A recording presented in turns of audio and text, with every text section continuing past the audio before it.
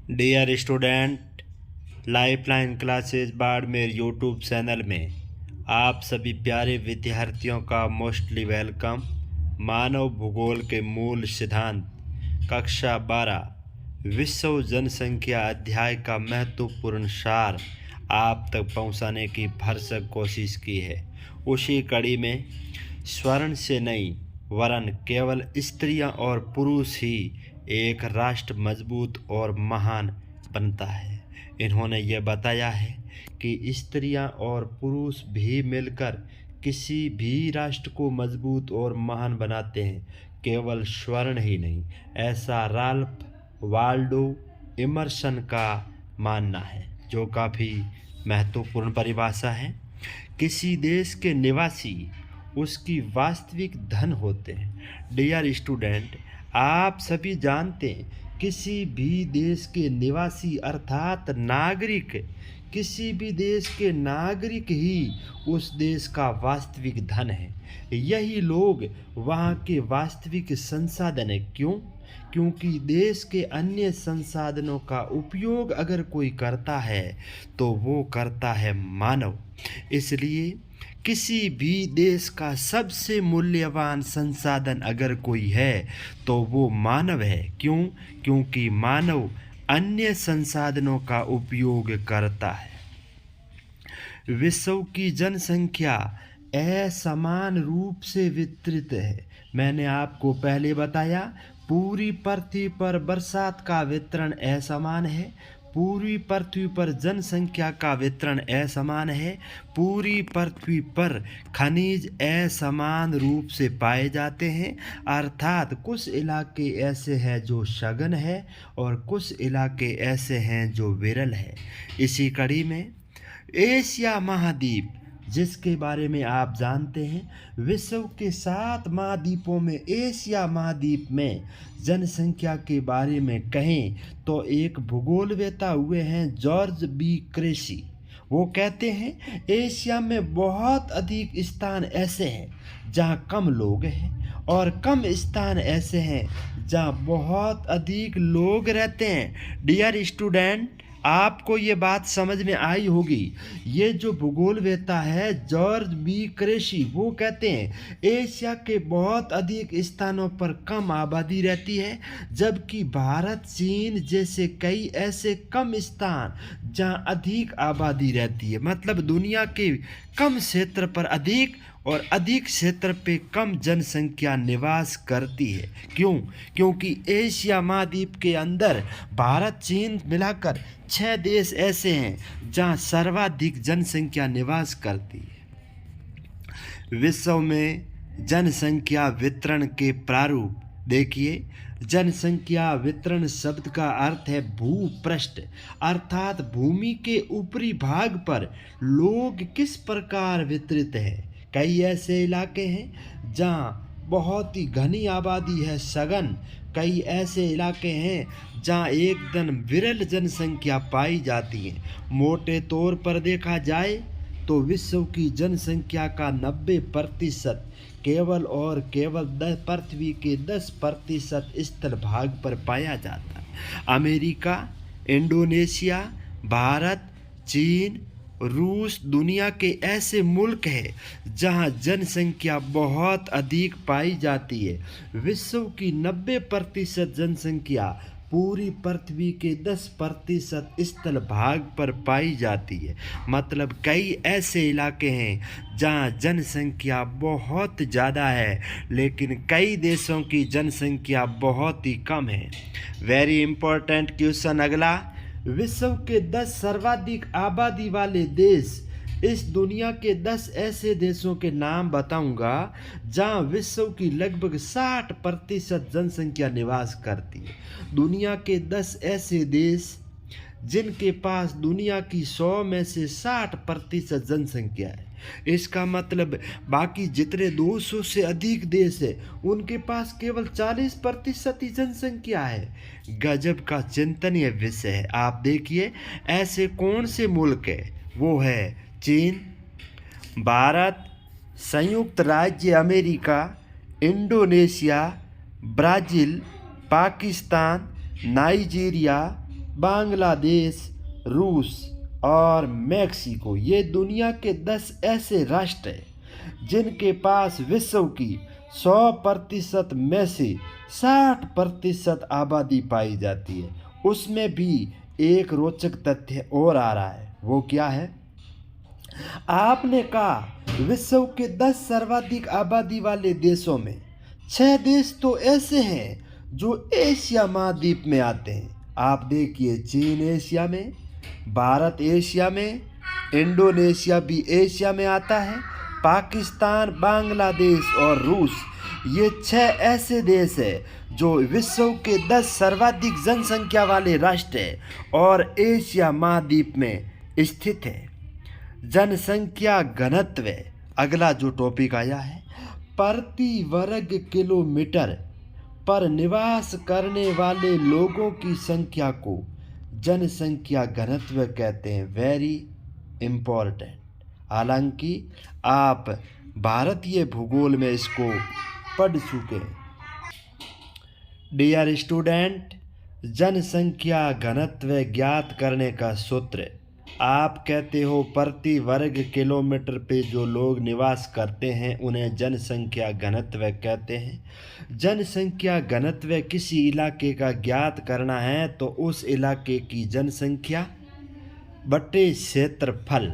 मान लीजिए कै गांव की जनसंख्या 100 है और वहाँ का क्षेत्रफल 20 है, तो आप कै जनसंख्या बट 100 और उसमें उसके क्षेत्रफल का भाग दो तो बराबर आएगा 4। प्रति वर्ग किलोमीटर पर निवास करने वाले लोगों की संख्या 4। यह जनसंख्या घनत्व ज्ञात करने का वेरी महत्वपूर्ण सूत्र है।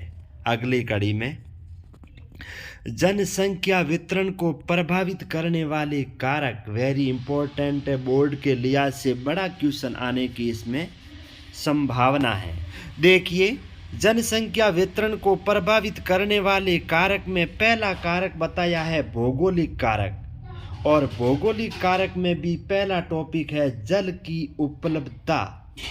जल जीवन का सर्वाधिक महत्वपूर्ण कारक है। लोग उन क्षेत्रों में ज़्यादा बसने को प्राथमिकता देंगे जहां जल आसानी से उपलब्ध हो। डियर स्टूडेंट, आप सबसे पहले भौगोलिक कारक बताएंगे। भौगोलिक कारक में सबसे पहले आएगा जल की उपलब्धता। वह स्थान जहां अगर जल बहुत ज़्यादा है लोग वहां रहना सबसे ज़्यादा पसंद करेंगे।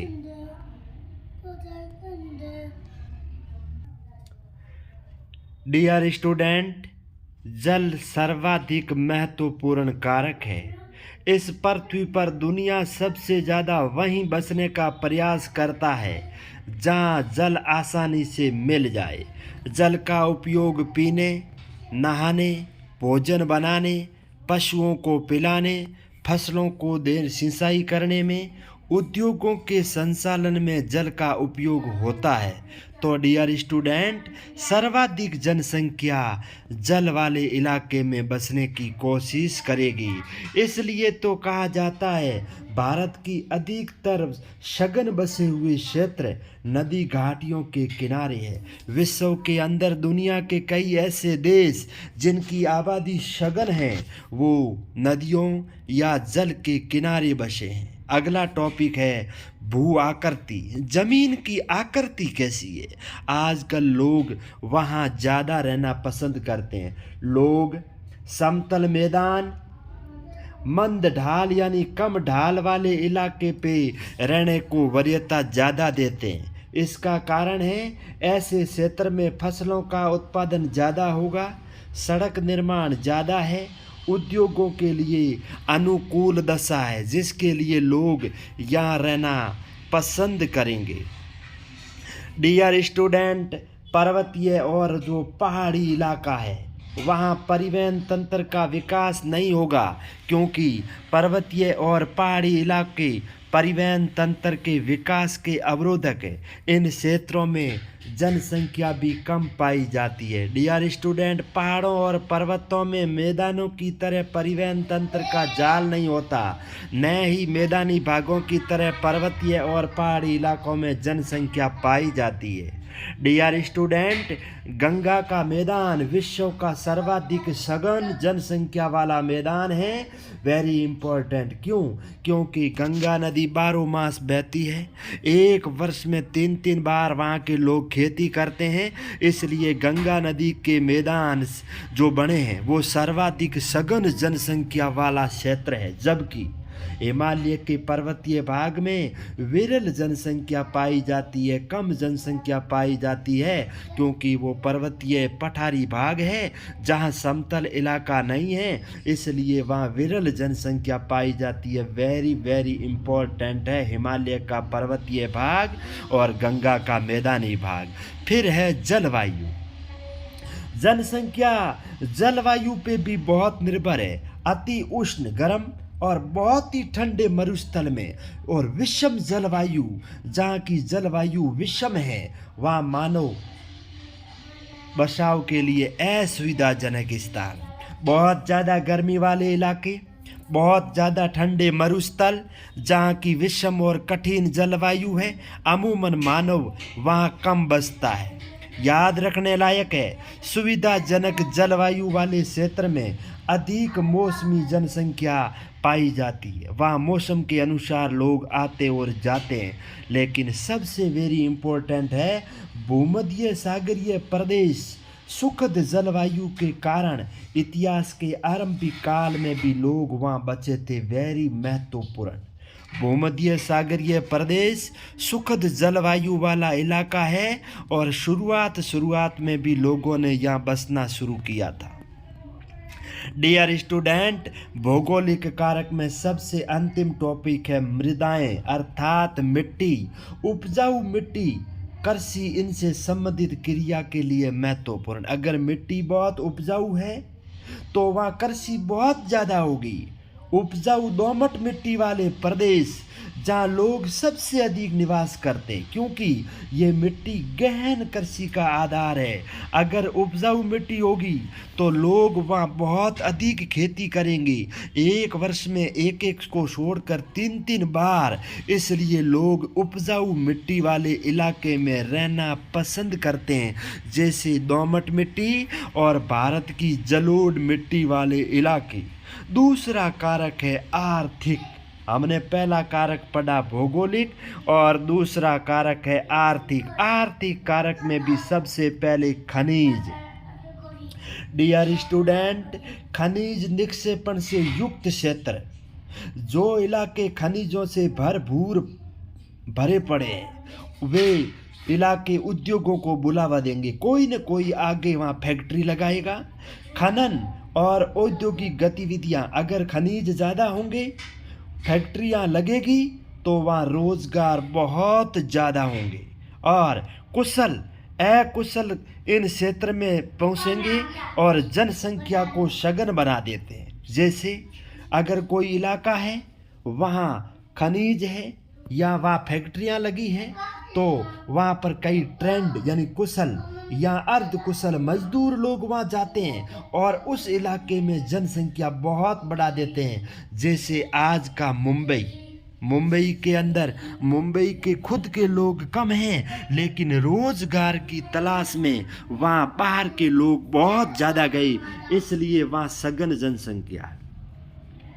डियर स्टूडेंट, अफ्रीका की कटंगा, जामिया, तांबा पेटी एक इसका बेहतरीन उदाहरण है। अफ्रीका के अंदर कटंगा और जामिया, जहाँ बहुत बड़ी तांबे के खनिज की पेटी है, वे लोगों को बड़ा आकर्षित करती है। अगली कड़ी का जो हमारा क्वेश्चन, नगरीकरण।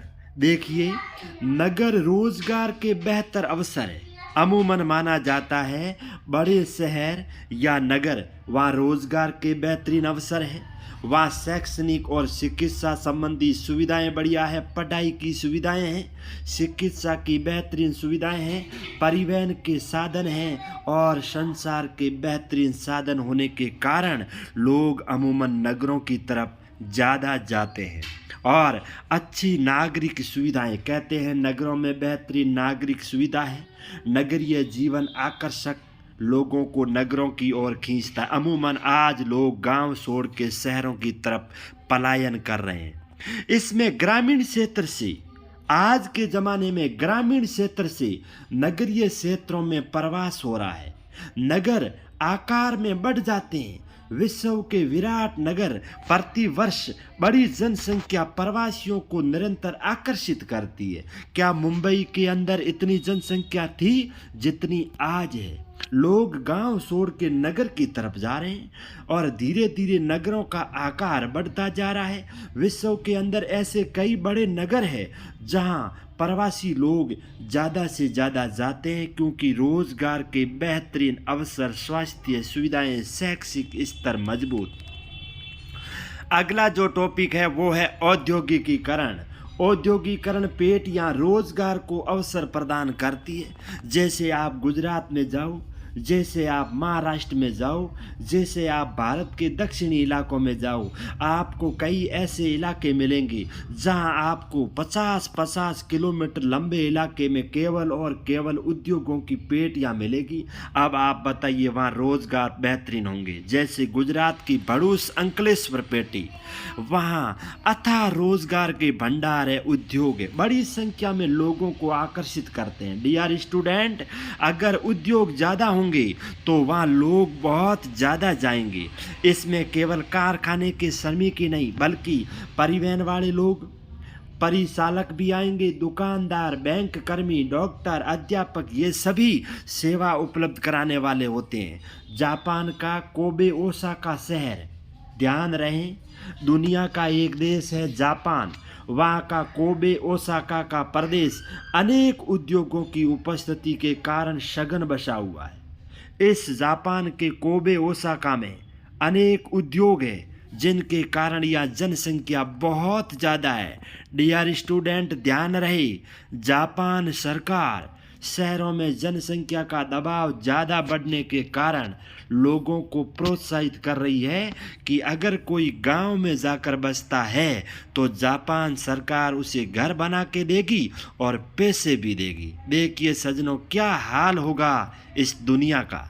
सामाजिक एवं सांस्कृतिक कारक, तीसरा कारक है वेरी इंपॉर्टेंट।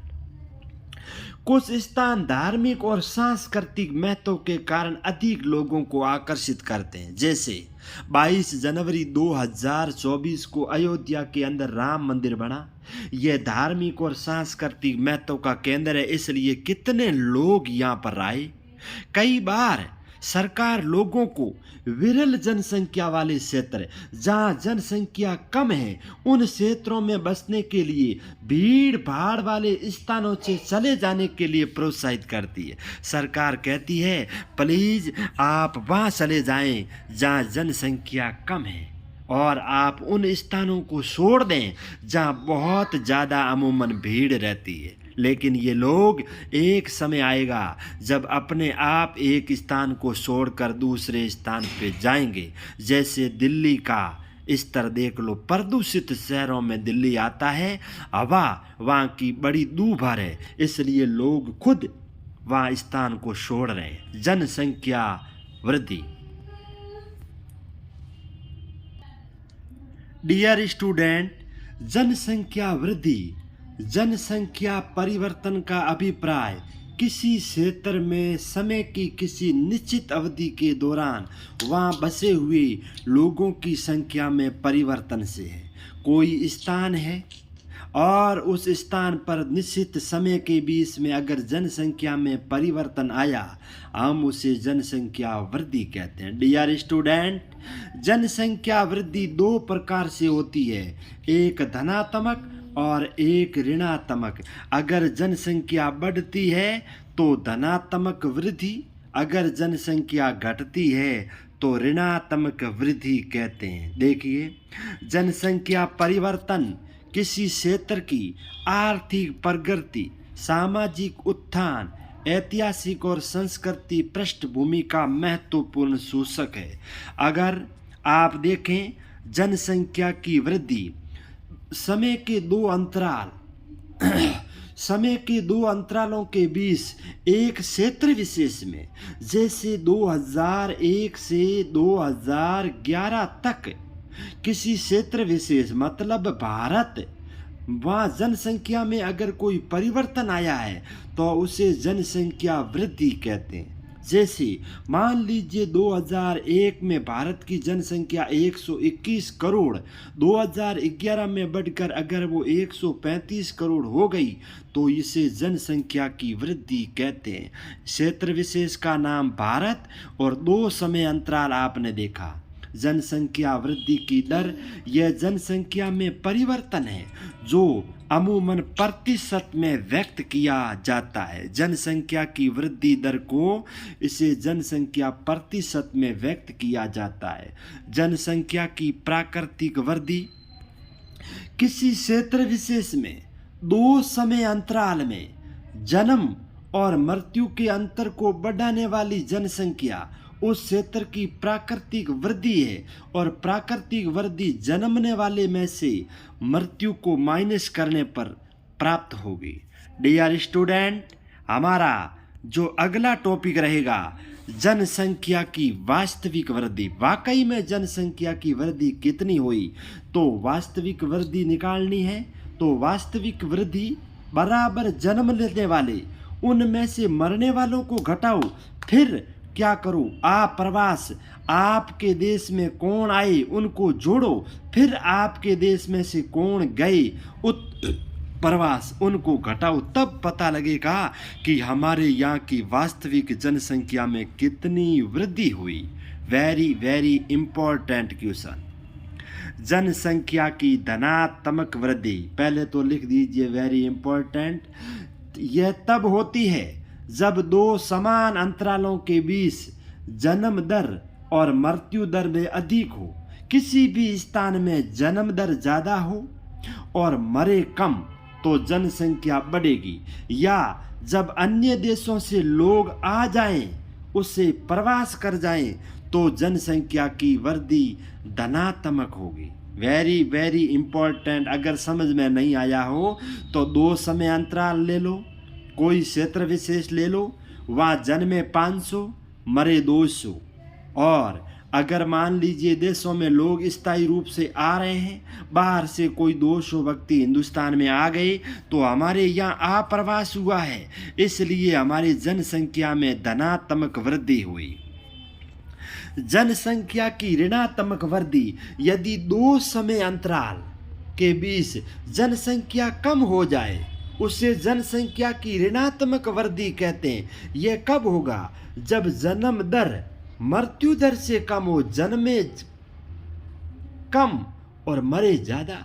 मान लीजिए किसी इलाके में जन्म दर 500, मृत्यु दर 1000 और लोग देश को छोड़कर दूसरे देश में जा रहे हैं। देखिए, एक तो मरने की संख्या भी ज़्यादा है और एक लोग देश छोड़कर जा रहे हैं, तो जनसंख्या में ऋणात्मक वृद्धि हुई, कमी हुई। Very very important question. जनसंख्या परिवर्तन के घटक। जनसंख्या परिवर्तन के 3 घटक हैं। कैसे जनसंख्या में परिवर्तन आता है? जन्मने से, मरने से, प्रवास से। प्रवास खुद कितने प्रकार का होता है? प्रवास का अर्थ है लोगों का एक स्थान से जाना और दूसरे स्थान पर आना, यह प्रवास है। लोग एक स्थान को छोड़कर दूसरे स्थान पर जाते और आते हैं। अशोधित जन्म दर CBR, प्रति 1000 स्त्रियों द्वारा जन्मे गए बच्चे अगर वो जीवित हैं तो अशोधित जन्म दर कहते हैं। अगर 1000 स्त्रियों द्वारा किन्हीं बच्चों को जन्म दिया गया और वे जन्मे गए बच्चे जीवित हैं तो उन्हें अशोधित जन्म दर CBR कहते हैं। शुद्ध रूप से वे बच्चे जीवित हैं। अशोधित जन्म दर कैसे ज्ञात करते हैं? उनका जो सूत्र है डियर स्टूडेंट, वो सूत्र है किसी वर्ष विशेष में जीवित जन्म। कोई भी वर्ष ले लो 2001 से 11, और उस वर्ष में जो बच्चे जन्मे बटे किसी क्षेत्र विशेष की वहाँ की जितनी जनसंख्या है उसका मल्टीप्लाई कर दो 1000 से। समझ में आया? किसी क्षेत्र विशेष में जीवित जन्म बटे किसी क्षेत्र विशेष की कुल जनसंख्या मल्टीप्लाई 1000, तो ये अशोधित जन्म दर ज्ञात करने का सूत्र है। वेरी वेरी महत्वपूर्ण। अगला टॉपिक, मृत्यु दर जनसंख्या परिवर्तन में बहुत बड़ी भूमिका निभाती है। अगर कोई लोग मरते हैं तो जनसंख्या में बहुत परिवर्तन आता है। जनसंख्या वृद्धि केवल बढ़ती हुई जन्म दर से ही नहीं होती है। अब आप यह नहीं कह सकते किसी देश की जनसंख्या में वृद्धि वहाँ जन्म दर से हुई। नहीं डियर स्टूडेंट, घटती हुई मृत्यु दर से भी होती है। अगर लोग मर रहे हैं तो भी जनसंख्या में परिवर्तन है, वृद्धि है। अशोधित मृत्यु दर किसी क्षेत्र में मृत्यु दर को मापने की एक सरल विधि है। अगला, मृत्यु दर को किसी क्षेत्र विशेष में किसी वर्ष के दौरान प्रति 1000 जनसंख्या के पीछे, कोई भी क्षेत्र विशेष में किसी वर्ष के दौरान 1000 जनसंख्या के पीछे जो मर रहे हैं उनकी संख्या में अभिव्यक्त किया जाता है। प्रवास जो बहुत ही इम्पोर्टेंट, वेरी महत्वपूर्ण, जनसंख्या के आकार के परिवर्तन में प्रवास का महत्वपूर्ण योगदान है। अगर राम भारत छोड़ के अमेरिका गया तो अमेरिका में जनसंख्या बढ़ी और भारत में जनसंख्या घटी। यह प्रवास है और आकार में परिवर्तन आया। भारत में क्या परिवर्तन आया? घटी। अमेरिका में क्या परिवर्तन आया? जनसंख्या बढ़ी। अगला, उद्गम स्थान अथवा उत्प्रवास, बहुत ही महत्वपूर्ण। देखिए, जब लोग एक स्थान से दूसरे स्थान पर जाते हैं, जैसे एक स्थान भारत से दूसरे स्थान अमेरिका गए, तो वह स्थान जहाँ से लोग गमन करें, कहाँ से गमन किया? भारत से लोग गए, उससे उद्गम स्थान। जहाँ से लोग गए भारत से, वह उद्गम स्थान है, अर्थात उत्प्रवास। वहाँ से लोग उठ खड़े हुए और अमेरिका चले गए। तो यह भी भारत से गए, भारत की जनसंख्या में कमी आई, अमेरिका की जनसंख्या में बढ़ोतरी हो गई। गंतव्य स्थान, आखिर जाना कहाँ है? या आप्रवास। आ जाओ भाई, जिस स्थान में लोग आगमन करते हैं, जैसे मैंने ऊपर बताया भारत से लोग अमेरिका में आगमन कर रहे हैं। उद्गम स्थान, ध्यान रहे, जिस स्थान पे जनसंख्या जाती है उन्हें आप्रवास कहते हैं, और जहाँ आप्रवास होगा वह गंतव्य स्थान कहलाएगा। उद्गम स्थान जनसंख्या में कमी को दर्शाता है। भारत से लोग उद्गम होके अमेरिका गए तो उद्गम स्थान जनसंख्या में कमी होगी, और गंतव्य स्थान, जिस स्थान पे लोग जाएंगे वहाँ जनसंख्या बढ़ जाएगी। डियर स्टूडेंट, थोड़ा समझ के काम करें तो आपको ज़रूर समझ में आएगा। और इसी का जो अगली कड़ी का क्वेश्चन है, प्रवास के प्रकार। कई लोग ऐसे होते हैं स्थायी रूप से डेरा डाल देते हैं, कई ऐसे हैं जो अस्थायी रूप से डेरा डालते हैं, कई ऐसे हैं मौसम का फ़ायदा उठाते हैं। जैसे राम भारत छोड़ के अमेरिका चला गया, स्थायी प्रवास। जैसे राम कनाडा चला गया 3 वर्ष के लिए, अस्थायी प्रवास। जैसे हरि अपनी बकरियां मौसम बरसात के मौसम में जम्मू कश्मीर की पहाड़ियों में लेके चला गया, गर्मी का मौसम होते ही वापस आ गया, यह मौसमी प्रवास है। मौसमी प्रवास अर्थात प्रवास 3 प्रकार का बताया है, स्थायी, अस्थायी और मौसमी प्रवास। देखिए, यह प्रवास, लोग प्रवास करते हैं गांव से गांव, गांव से नगर, या नगर से नगर, या नगर से गांव। कहाँ जाते हैं? कोई गांव, एक गांव छोड़कर दूसरे गांव में जाता है, एक गांव से छोड़कर दूसरे नगर में जाता है, या एक नगर को छोड़कर दूसरे नगर में जाता है, या नगर से गांव की ओर जाता है। इन्हें हम प्रवास कहते हैं। एक ही व्यक्ति क्या अप्रवासी और उत्प्रवासी दोनों हो सकता है। कितना शानदार क्वेश्चन है। देखिए, क्या एक व्यक्ति अप्रवासी और उत्प्रवासी दोनों हो सकता है? जैसे राम नामक आदमी अगर भारत से जाता है तो वो भारत के लिए उत्प्रवासी, और कहाँ डेरा डालता है? अमेरिका में, अमेरिका के लिए वो अप्रवासी। इसलिए एक ही व्यक्ति अप्रवासी और उत्प्रवासी दोनों हो सकता है। Very very important. आगे, अप्रवास, प्रवासी जो किसी नए स्थान पर जाते हैं। जैसे भारत से राम अमेरिका गया, अमेरिका में वह उनके लिए नया स्थान है, अमेरिका में उसे अप्रवासी कहेंगे, और भारत के अंदर वो उत्प्रवासी कहलाएगा। उत्प्रवास, प्रवासी जो एक स्थान से बाहर चले जाते हैं। राम भारत से अमेरिका चला गया तो वो हमारे लिए उत्प्रवासी है। हमारे जनसंख्या घटेगी, अमेरिका में जनसंख्या बढ़ेगी।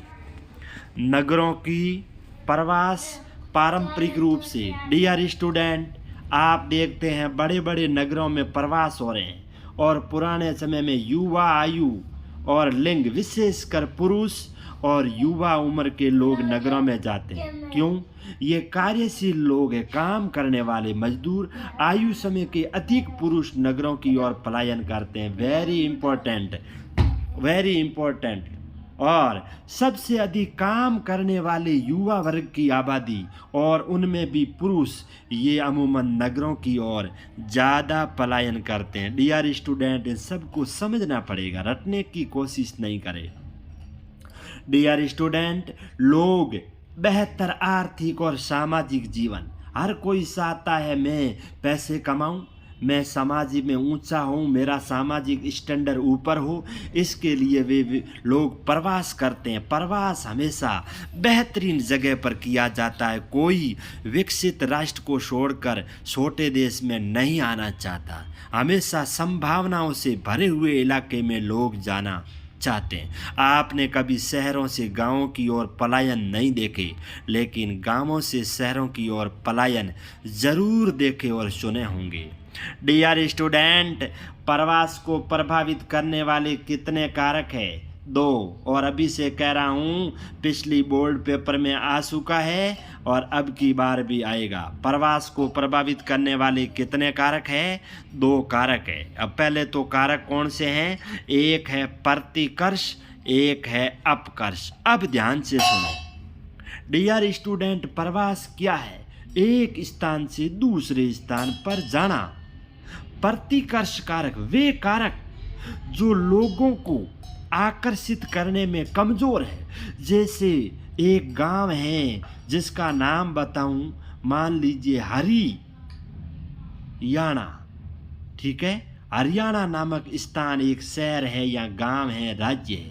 वहाँ बेरोजगारी बहुत है, रहन सहन की सुविधाएं नहीं है, राजनीतिक दंगे होते रहते हैं, वहाँ की जलवायु प्रतिकूल है, काम की नहीं है, लोगों के रहने के लिहाज से ठीक नहीं है, या प्राकृतिक विपदाएं आती रहती है, भूकंप आता है, ज्वालामुखी फटती है, बाढ़ आती है, हमेशा कोई न कोई महामारी फैलती है। सामाजिक और आर्थिक रूप से यह पिछड़ा इलाका है। ये लोगों के लिए कैसे कारक है? ये प्रतिकर्ष कारक है। लोग यहाँ कभी नहीं जाएंगे। इसलिए कह रहा हूँ, वेरी इंपॉर्टेंट, ऐसे प्रतिकर्ष कारक होते हैं जो लोगों को आकर्षित नहीं करते। जैसे एक राम नाम का आदमी है, क्या उन इलाके में जाएगा जहाँ बेरोजगारी है, जहाँ रहन सहन का स्टैंडर्ड बहुत नीचा है, राजनीतिक दंगे होते हैं, जलवायु बड़ी प्रतिकूल है? ये प्रतिकर्ष कारक है। उल्टे ध्यान रख लेना, फिर कह रहा हूँ। फिर है अपकर्ष कारक। अपकर्ष कारक ऐसे हैं जैसे चुंबक लोहे को खींचती है, वैसे ये कारक लोगों को खींच लेते हैं। जैसे राजस्थान के बाड़मेर जिले के पचपदरा के अंदर रिफाइनरी लगी, काम के बेहतरीन अवसर, लोग आ रहे हैं, ठीक है। रहन सहन की अच्छी दशाएं, लोग आ रहे हैं। शांति और स्थायित्व है, स्थायी काम मिल जाता है, शांति है, लोग आ रहे हैं, संपत्ति की सुरक्षा है, लोग आ रहे हैं, और अनुकूल जलवायु है, और गर्मी के दिनों में कम गर्मी, सर्दी के दिनों में कम सर्दी, बरसात के दिनों में बरसात, मौसम बड़ा सुहावना। लोगों को ये कारक अपने आप खींच लेंगे। इसलिए यह कैसे कारक है? ये कारक है अपकर्षक, यानी अपने आप को खींच लेते हैं। एक बार पुनः बता रहा हूँ, बोर्ड परीक्षा में आने लायक वेरी वेरी इंपॉर्टेंट अपकर्ष और प्रतिकर्ष। प्रतिकर्ष वो है जो हमें खींचते नहीं, अपकर्ष कारक वे है जो हमें अपने आप खींच लेते हैं। हम वहाँ जाएंगे जो हमारे लिए महत्वपूर्ण है। डियर स्टूडेंट, जनसंख्या वृद्धि की प्रवृत्तियाँ। डियर स्टूडेंट, 18वीं शताब्दी में औद्योगिक क्रांति आई, और औद्योगिक क्रांति के पश्चात विश्व में जनसंख्या विस्फोट हुआ, तेज गति से जनसंख्या बढ़ी। जब शुरुआत में विश्व की आबादी बहुत धीरे बढ़ी, लेकिन उस समय जो आबादी बढ़ी, ये आज की आबादी उससे 1000 गुना तेजी से बढ़ रही है। ऐसा क्या है? डियर स्टूडेंट, आज के ज़माने में कोई भी महामारी आए, कोई भी संक्रामक रोग हो, तो हमारे पास टीका है, चिकित्सा सुविधाओं में सुधार है, हमारे पास स्वच्छता है, पूरे विश्व में मृत्यु को तीव्रता से घटाने में योगदान दिया है। कोरोना जैसी महामारी आई, लगा कि पूरी दुनिया मर जाएगी, लेकिन कोरोना जैसी महामारी में दुनिया के सभी मुल्कों ने, विशेषकर भारत ने टीके की ऐसी खोज की कि कोई भी व्यक्ति इस टीके को लगाकर कोरोना को हरा पाया। कितनी? विश्व जनसंख्या के 2 गुना होने की अवधि। दुनिया के कई ऐसे राष्ट्र हैं, बहुत पहले, हजारों साल पहले, अगर किसी स्थान की जनसंख्या 50,000 थी, तो उसे जनसंख्या को 1 लाख होने में कई वर्ष लग गए। आज यह स्थिति नहीं है, आज स्थिति बदल चुकी है। 1 अरब जनसंख्या 2 अरब होने में मात्र 10 वर्ष नहीं लगते, मात्र 12 वर्ष नहीं लगते। क्यों? क्योंकि आज सब प्रकार की सुविधाएं हैं, उस समय नहीं थी। तो आज के ज़माने में जनसंख्या तेज गति से बढ़ रही है, उस समय में नहीं। विभिन्न प्रदेशों में उनकी जनसंख्या के 2 गुण होने में अत्यधिक विभिन्नता पाई जाती है। जैसे विकसित देश, दुनिया के जो देश अपने आप को मजबूत मानते हैं, अमेरिका, रूस है, फ्रांस है, चीन है, इंग्लैंड। विकसित देश विकासशील देशों की तुलना में, जैसे भारत, अफ्रीका, ब्राज़ील, जर्मनी, इनकी तुलना में अपनी जनसंख्या 2 गुना कम करने में अधिक समय लेते हैं। अगर विकसित देश है और विकसित देश विकासशील देशों की तुलना में जनसंख्या कम बढ़ाते हैं, लेकिन जनसंख्या की अधिकतर वृद्धि किस देशों में हुई है? विकासशील देशों में, भारत जैसे, चीन जैसे देशों में, जहां जनसंख्या विस्फोट हो रहा है। अब आप सोचते हैं अमेरिका में ऐसा क्यों? वे विकसित राष्ट्र है, उनके पास सब प्रकार की सुविधाएं हैं, फिर भी वो जनसंख्या दुगुनी होने में समय कम क्यों लेते? डियर स्टूडेंट, उनके पास तकनीकी है, वे प्रचार प्रसार करते हैं, वे शिक्षा पे ध्यान देते हैं, और ज़्यादा जनसंख्या को वो बोझ समझते हैं। आज भारत को भी इसकी तरफ कदम बढ़ाना पड़ेगा। जनसंख्या परिवर्तन के स्थानिक प्रारूप। जनसंख्या वृद्धि आर्थिक विकास में ऋणात्मक सह संबंध पाया जाता है। कैसे भाई? अगर जितनी जनसंख्या ज़्यादा होगी, उतना आर्थिक विकास कम होगा। देखो, जनसंख्या तो बढ़ती जा रही है और विकास जी माइनस होते जा रहे हैं। कैसा संबंध है? ऋणात्मक, उल्टा संबंध है।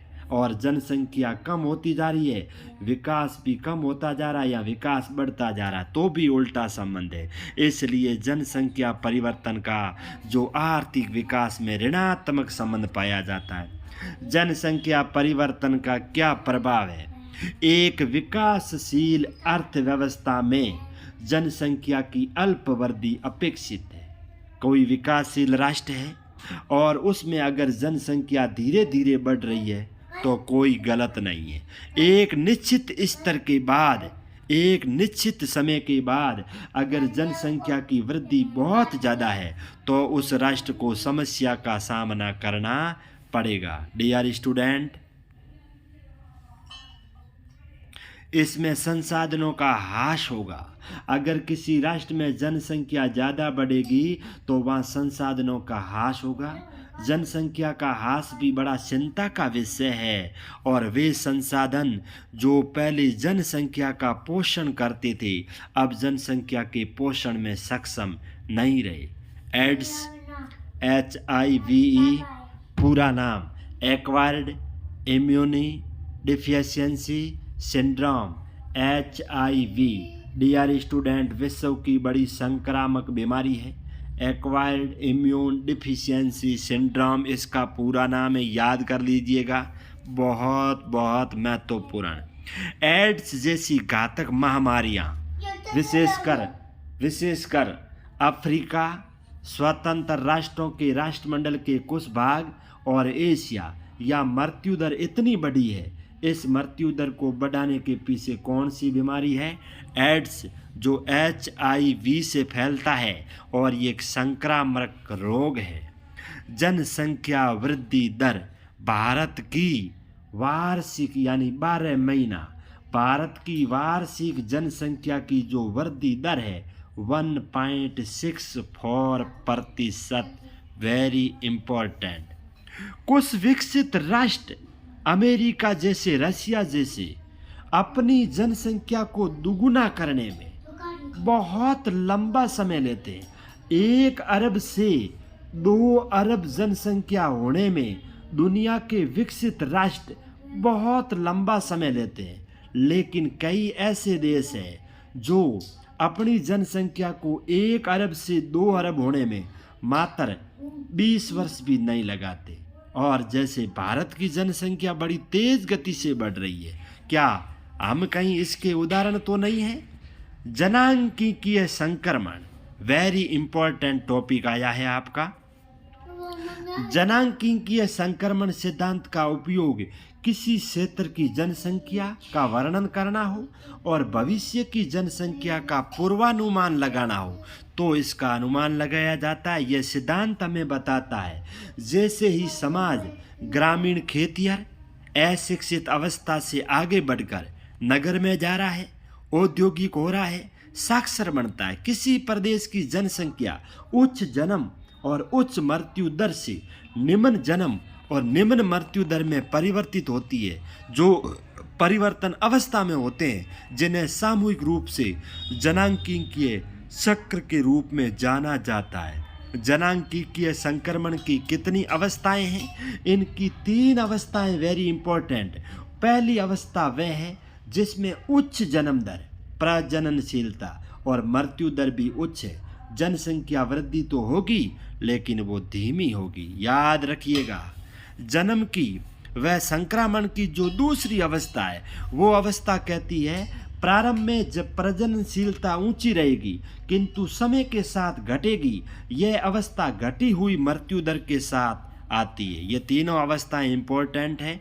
जनांगीय संक्रमण की अंतिम अवस्था में प्रजननशीलता और मृत्युता दोनों अधिक घट जाती है। जनसंख्या या तो स्थिर रहती है या मंद गति से बढ़ती है। जनसंख्या शिक्षित हो जाती है, उसके पास तकनीकी ज्ञान आता है, जैसे आज लोग पढ़ रहे हैं, टेक्नोलॉजी का ज्ञान है। जनसंख्या विशाल पूर्व परिवार के आकार को नियंत्रित करती है। आज के ज़माने में लोग अपने परिवार को छोटा रखते हैं, इसमें कोई शंका नहीं। Dear student, very important question paper आया है, जनसंख्या नियंत्रण के क्या उपाय करें? अगर इतनी तेज गति से जनसंख्या बढ़ रही है तो इसके नियंत्रण का उपाय है परिवार नियोजन का काम। बच्चों के जन्म दर को रोकना, कम से कम बच्चे पैदा करो, इसके लिए योजना है परिवार का नियोजन। कैसा परिवार? छोटा परिवार, सुखी परिवार। अथवा या तो एक बच्चे के बाद दूसरे बच्चे के पैदा होने में बीच में अंतराल है, वो समय ज़्यादा होना चाहिए। ये परिवार नियोजन का काम है। परिवार नियोजन सुविधा जनसंख्या वृद्धि को सीमित करना चाहता है, महिलाओं के स्वास्थ्य को बेहतर बनाना चाहता है। वो परिवार नियोजन कहता है जनसंख्या की वृद्धि को कम करो, महिलाओं के स्वास्थ्य को बेहतर करो। यह परिवार नियोजन इसकी तरफ विशेष ध्यान देता है। प्रचार प्रसार करो इनका। गर्भ निरोधक की उपलब्धता, बड़े परिवारों के लिए कर निरुत्साह उपाय जनसंख्या नियंत्रण में सहायक सिद्ध हुए हैं। एक वेरी इम्पोर्टेंट टॉपिक आ रहा है कि इस दुनिया की जनसंख्या तेज गति से बढ़ रही है। सरकार ने खूब कोशिश कर ली। कई ऐसे राष्ट्र हैं जो अपनी जनसंख्या तेज गति से बढ़ा रहे हैं। कई ऐसे राष्ट्र हैं जिनकी जनसंख्या दुगुना होने में 10 वर्ष 12 वर्ष ही नहीं लग रहे हैं।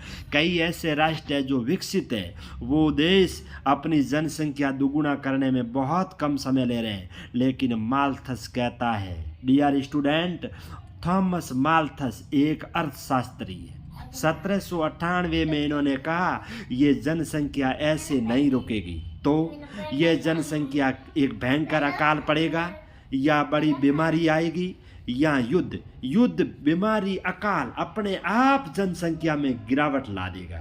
क्या बात है। थॉमस माल्थस कहते हैं लोगों की संख्या खाद्य आपूर्ति की अपेक्षा अधिक तेजी से बढ़ेगी। जनसंख्या में वृद्धि का परिणाम है एक ही रास्ता है, बड़ा अकाल पड़े, बीमारी आएगी, युद्ध होगा, या ऐसी प्राकृतिक आपदाएं आएगी जिनसे जनसंख्या अपने आप कम हो जाएगी। डियर स्टूडेंट, हमारे चैनल को सब्सक्राइब, लाइक और शेयर करना नहीं भूलें।